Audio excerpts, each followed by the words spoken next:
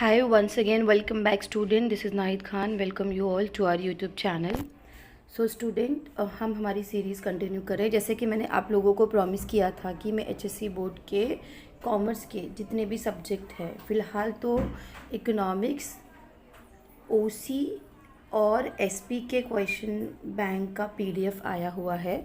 BK का question bank still अभी तक रिलीज़ नहीं हुआ है, पर जैसे ही मिलता है मैं आप लोगों के साथ में उसका सॉल्यूशन ज़रूर शेयर करूँगी। तो मैंने कहा था कि हम थोड़े थोड़े लेंगे, तो हमने स्टार्ट किया है चूज़ द करेक्ट ऑप्शन, जिसमें से हमने 10 क्वेश्चन किए थे प्रीवियस वीडियो में।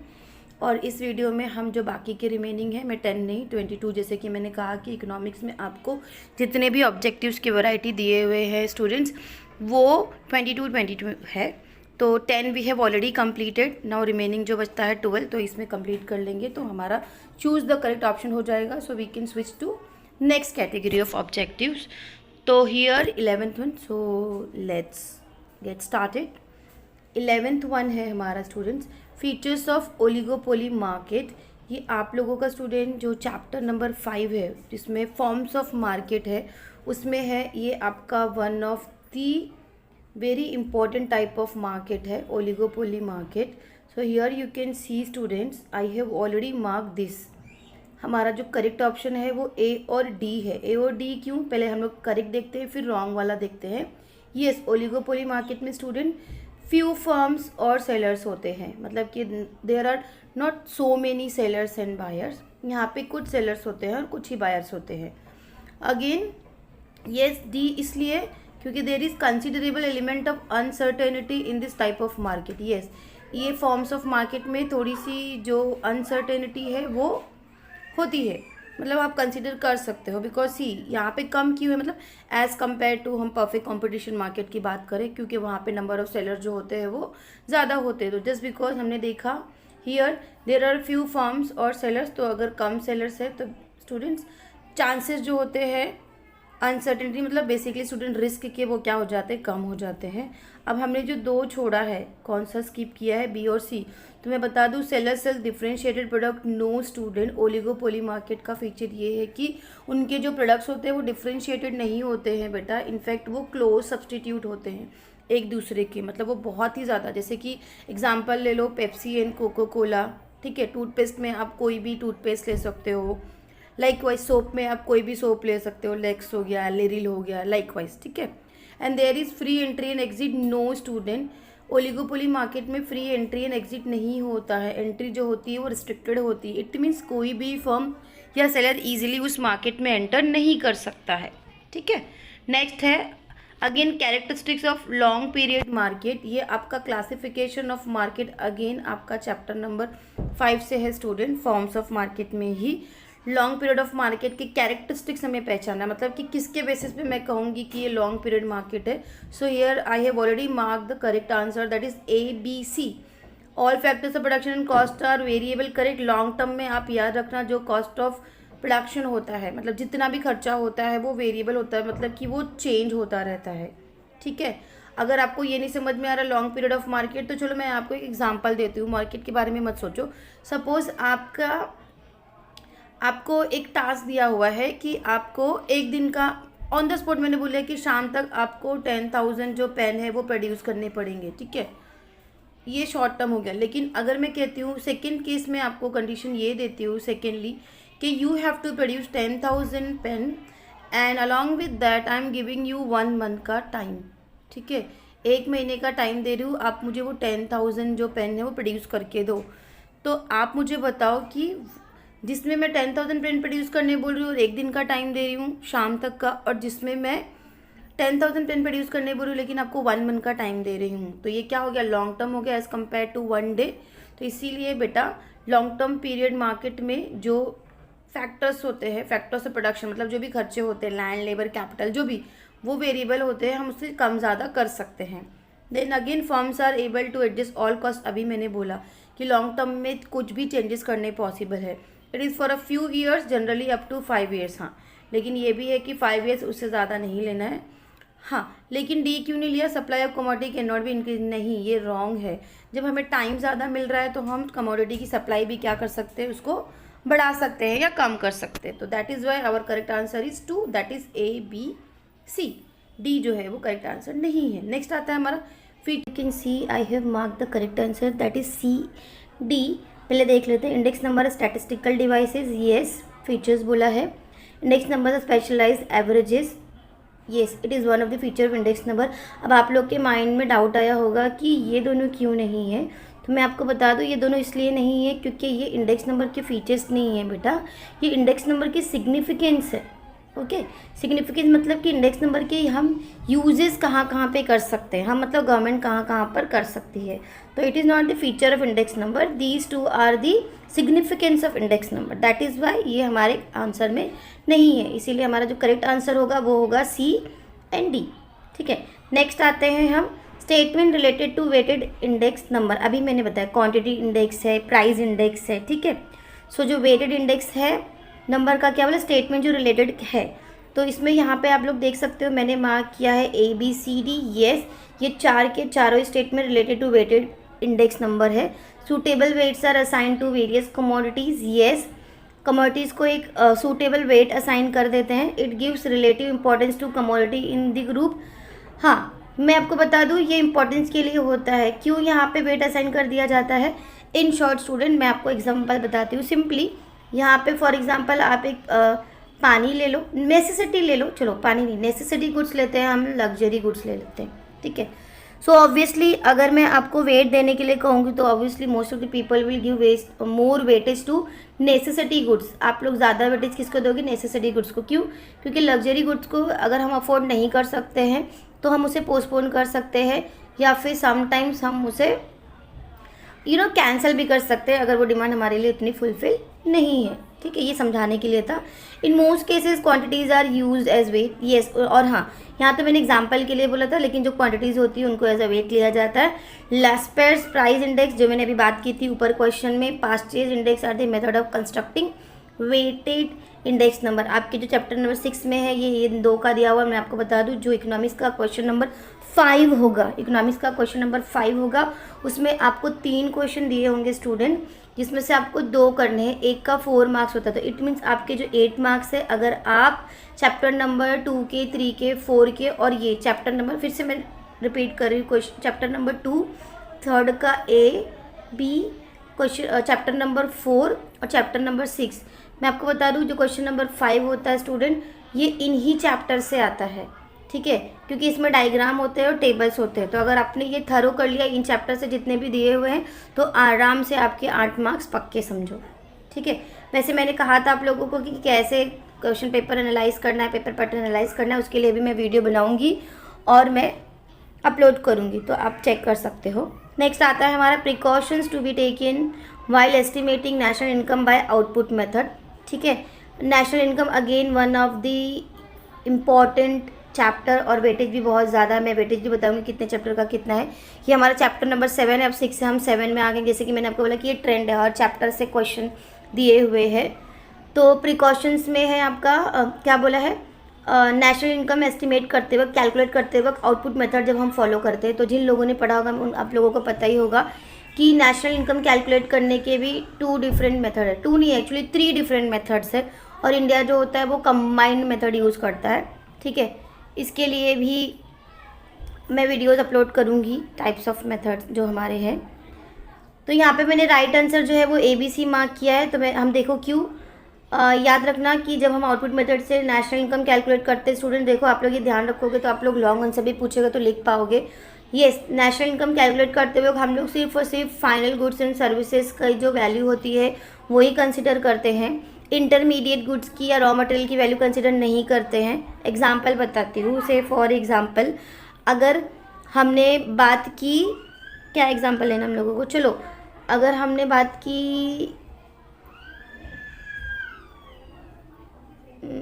चलो छोटा सा एग्जाम्पल लेते हैं, ज़्यादा प्रोसेसिंग नहीं करते हैं, शुगर की बात करते हैं। तो ये हमारा हुआ शुगर केन। ठीक है, शुगर केन से जो होता है वो शुगर बनता है, और ये हुआ हमारा शुगर। ठीक है, ऐसे तो बहुत सारे एग्जाम्पल है, ब्रेड के भी है।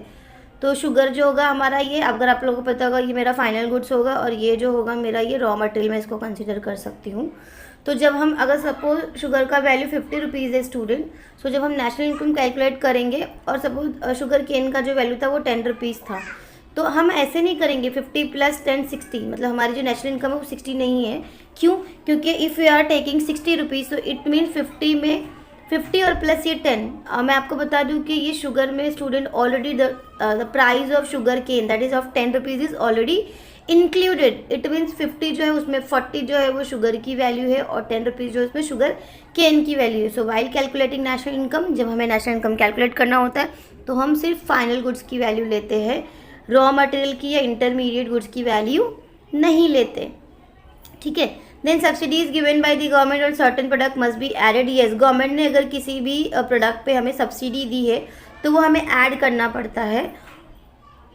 सिमिलरली मैं आपको एग्जांपल बताती हूँ। समझो कि सब्सिडी क्यों? क्योंकि देखो, अगर आप सेलर हो, ठीक है, और अगर आप कोई कमोडिटी बनाते हो, सपोज़ कि आप ना एक्सपोर्ट्स के लिए गुड्स बनाते हो, ठीक है, आप जो गुड्स भी बनाते हो वो एक्सपोर्ट करते हो, तो और वहीं पे मैं हूँ, आप हो, और वहीं पे एग्जांपल मैं भी वो गुड्स बनाती हूँ, लेकिन मैं एक्सपोर्ट के लिए नहीं, मैं सेल्फ कंजम्पशन के लिए करती हूँ। तो बेटा अगर आप रॉ मटेरियल खरीदने जाओगे तो गवर्नमेंट आपको वो रॉ मटेरियल सस्ते में देगी। सपोज़ आपको अगर वो 10 रुपये में रॉ मटेरियल देती है तो आपको वो 7 रुपीज़ या 8 रुपीज़ में देगी। तो देखा जाए तो वहाँ पे आपका कॉस्ट क्या होता है? कम होता है। ठीक है, उतने से 3 रुपये से कितना हो गया? आपका कॉस्ट कम हो गया। लेकिन जब आपको नेशनल इनकम कैलकुलेट करना, देखो आप कंसेप्ट को समझो, तो जो सब्सिडी आपको मिली है, जो हमने एग्जाम्पल में देखा 3 रुपया, उसे आपको ऐड करना पड़ेगा। क्यों? क्योंकि देखो वो 3 रुपया, आप कभी भी याद रखना, सब्सिडी दिया मतलब कि वो जो 3 रुपया है, आपको रॉ मटेरियल का प्राइस स्टूडेंट 10 रुपीज़ ही पड़ा है। But the thing is that कि you have paid 7 rupees and 3 rupees is paid by the government. ठीक है, तो ये गवर्नमेंट के खाते से गया हुआ है, तो ये कहीं ना कहीं गवर्नमेंट का एक्सपेंडिचर हुआ जो गवर्नमेंट ने आपके बिहाफ पे पे किया, तो इसीलिए इसको ऐड करना बहुत ज़रूरी है। सिमिलरली अगर आप, जिन लोगों ने पढ़ा होगा उनको मेरी बातें समझ में आ रही होगी, जिन लोगों ने भी थोड़ा समझने की कोशिश कीजिए। डेप्रिसिएशन अगर आप चार्ज करते हो तो आप उसको माइनस करते हो। तो सिमिलरली सब्सिडी जैसे होता है उसे ऐड करना होता है, क्योंकि सब्सिडी से हमारी कॉस्ट कम होती है। सिमिलरली स्टूडेंट, डेप्रिसिएशन से हमारी कॉस्ट क्या होती है? बढ़ जाती है, क्योंकि डेप्रिसिएशन क्या एक तरीके का रिजर्व है ना, जो आप रखते हो साइड में। तो उसी तरीके से जो डेप्रिसिएशन होगा हमें उसे क्या करना पड़ता है? लेस करना पड़ता है, लेकिन इसमें वो ऑप्शन नहीं दिया हुआ है। ठीक है। डी हमने क्यों अवॉइड किया है? Sale and purchase of second hand good should be considered. नहीं student, sale and purchase of second hand good should not be considered, हमें वो कंसिडर नहीं करना है, इसीलिए हमने डी को नहीं लिया। तो करेक्ट ऑप्शन हमारा बनकर आ गया second, that is A, B and C. Next आता है हमारा practical difficulties in the measurement of national income. मैं आपको बता दूं डिफिकल्टीज जो है वो 2 है, थ्योरेटिकल है और प्रैक्टिकल है। तो यहाँ पे देखो 4 ऑप्शन दिए और मैंने स्टूडेंट्स ये जो करेक्ट आंसर लगाया है वो लिखा हुआ है बी, सी, डी। ए क्यों नहीं किया? क्योंकि मैं आपको बता दूं जो ए जो है वो इलीगल इनकम है, वो प्रैक्टिकल डिफिकल्टी नहीं है स्टूडेंट, वो थ्योरेटिकल डिफिकल्टी है। अभी मैंने कहा कि 2 टाइप की डिफिकल्टीज होती है while calculating national income, theoretical and practical. तो ये जो 3 दिया हुआ है वो प्रैक्टिकल डिफिकल्टी है, लेकिन जो इलीगल इनकम है वो थ्योरेटिकल डिफिकल्टी है। ठीक है। नेक्स्ट आते हैं हम एसेंशियल कैरेक्टरिस्टिक्स ऑफ टैक्स। ठीक है, कैरेक्टरिस्टिक्स ऑफ टैक्स मतलब कि exactly tax what it is. ठीक है, टैक्स है क्या एग्जैक्टली? तो हमने ऑप्शन लिखा है बी और सी। बी और सी है वो करेक्ट है। क्यों? देखो, every citizen of country is legally bound to pay the tax impose upon him. Yes, अगर आपकी टैक्स इज अ कंपल्सरी और legal binding which we are suppose to pay to the government. Tax जो होता है वो compulsory payment है to the government. ठीक है, टैक्स जो होता है हम गवर्नमेंट को कंपल्सरी, ऑब्लिगेटरी है, हमें पे करना होता है। And tax is impose on income, yes, property, commodities. हाँ, अगर वो इनकम और प्रॉपर्टी पे इम्पोज हो रहा है बेटा तो वो हो जाएगा हमारा डायरेक्ट टैक्स, और अगर वो कमोडिटीज़ और गुड्स पे होता है तो वो हो जाएगा हमारा indirect tax, that is GST. ठीक है, तो ये दोनों जो थे हमारे करेक्ट ऑप्शन थे। ए क्यों नहीं था? ये देखो यहाँ पे वॉलंटरी बोला है, नहीं बेटा ये वॉलंटरी नहीं है, लीगली बाउंड बोला ना, इट इज़ कंपल्सरी, ऑब्लिगेटरी। ठीक है। एंड डी क्यों नहीं लिया? क्या बोला है यहाँ पर? The tax payer receive direct and proportionate benefit from the government in return for the tax. आप एक बात आप लोग गांठ बांध के रख लीजिए, whenever you are paying any kind of tax you are not going to get any benefit in return of that। मतलब अगर ये गवर्नमेंट है, ठीक है, और इट्स मी, अगर मैं गवर्नमेंट को टैक्स पे करती हूँ तो उसके बदले में मैं कुछ रिटर्न में एक्सपेक्ट नहीं कर सकती, गवर्नमेंट मुझे रिटर्न में कुछ भी देने वाली नहीं है। ओके, नेक्स्ट आता है हमारा नॉन टैक्स रेवेन्यू। अगेन मैं आपको बता दूँ गवर्नमेंट के 2 रेवेन्यू सोर्सेज होते हैं, मतलब कि गवर्नमेंट को 2 जगह से इनकम आ सकती है, उसको हम क्लासीफाई कर सकते हैं बेटा tax revenue and non tax revenue. Tax revenue basically आपका डायरेक्ट टैक्स होता है और इनडायरेक्ट टैक्स होता है। नॉन टैक्स रेवेन्यू में जो आपकी, अभी देख लेते हैं हम लोग, यहाँ पे दिया हुआ है देखो ABD, मैंने C को क्यों कट किया है अभी मैंने बताया कि ये जो है वो टैक्स रेवेन्यू है, इनडायरेक्ट टैक्स, ठीक है। ये गवर्नमेंट की इनडायरेक्ट टैक्स में आता है, GST में आता है। Special assessment, fines and penalties, gifts and grants and donation, ये सब जो है वो नॉन टैक्स रेवेन्यू। और भी बहुत सारी चीज़ें हैं। फाइन्स एंड पेनाल्टीज मतलब सिग्नल जंप किया, आपने हेलमेट नहीं पहना, नावाडेज अगर आप मास्क नहीं पहनते हो, लाइकवाइज, ठीक है, ये सारी चीज़ें होती है नॉन टैक्स रेवेन्यू, ठीक है।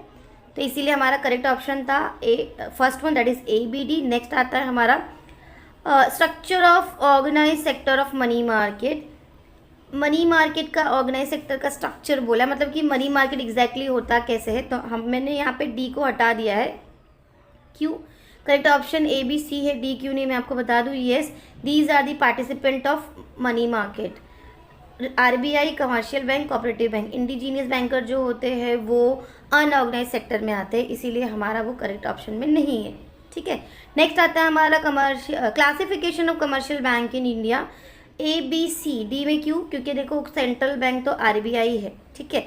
बैंक का classification public, private, that is government bank भी आप लोग बोल सकते हो पब्लिक को, एंड फॉरेन बैंक होते हैं। Central bank it is not any kind of classification, ठीक है। That is why our correct answer is second, that is A, B and C।